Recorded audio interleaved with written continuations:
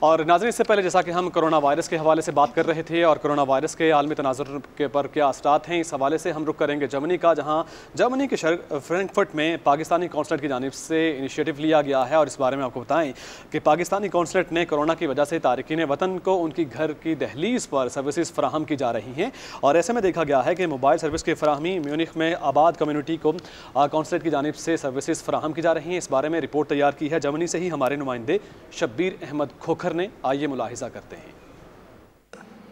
Corona کی وجہ سے تارکین وطن کو کونسلیٹ کی خدمات ان کے گھر کی دہلیز پر فراہم کرنے کے لیے جرمنی کے صوبہ باویریا کے دارالخلافہ میونخ اور اس کے نواح میں پاکستانی کمیونٹی کو موبائل سروسز فراہم کی گئیں۔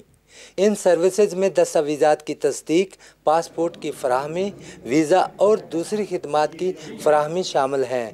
میونخ اور اس کے نواحی علاقوں میں آباد پاکستانی کمیونٹی نے بڑی تعداد میں اس سہولت سے استفادہ کیا۔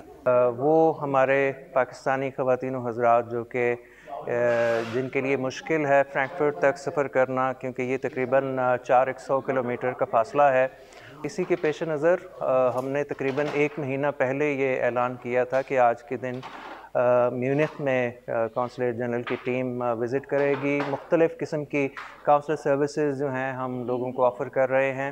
میونخ میں جرمن پاکستان ویلفیئر سوسائٹی اور جرمن پاکستان کلچر کلب کی طرف سے کونسلیٹ کو خدمات کی فراہمی کے لیے جگہ فراہم کرنے کے ساتھ پاکستانی کمیونٹی سے اپیل کی تھی کہ وہ کونسل خانہ کی اس سہولت سے استفادہ کرنے اور کسی بھی زحمت سے بچنے کے لیے قانونی تقاضوں کو پورا کرتے ہوئے مکمل دستاویزات ساتھ لائیں۔ ہمیں ایکچولی ایسی سروسز کی گاہے بگاہے ضرورت پڑتی رہے گی۔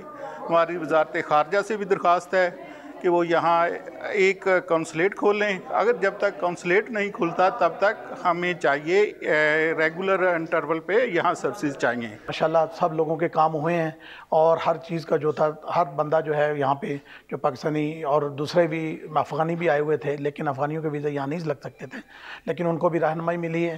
بہت اچھا سلسلہ رہا، لوگوں نے بڑے اچھے طریقے سے تعاون کیا اور کرونا کے باوجود بہت اچھے طریقے سے ڈسپلن کا مظاہرہ کیا گیا۔ میں سمجھتا ہوں کہ پاکستانی کونسلیٹ نے بڑا اچھا قدم اٹھایا ہے کہ وہ ہمارے شہروں میں آ کر ہمیں ویزے لگا کر دے رہے ہیں اور ہمارے ڈاکومنٹس چیک کر رہے ہیں۔ میونخ اور اس کے نواح میں بسنے والی پاکستانی کمیونٹی کے 100 سے زیادہ افراد نے کونسلیٹ کی طرف سے دی جانے والی خدمات سے فائدہ اٹھایا۔ فرینکفرٹ سے دور علاقوں میں مقیم پاکستانیوں کو کونسلیٹ کی موبائل سروسز کی فراہمی کا ساربروکن سے شروع ہونے والا سلسلہ میونخ کے بعد جرمنی کے دوسرے شہروں میں بھی جاری رہے گا۔ شبیر احمد کھوکھر، پاکستان ٹیلی ویژن نیوز، جرمنی۔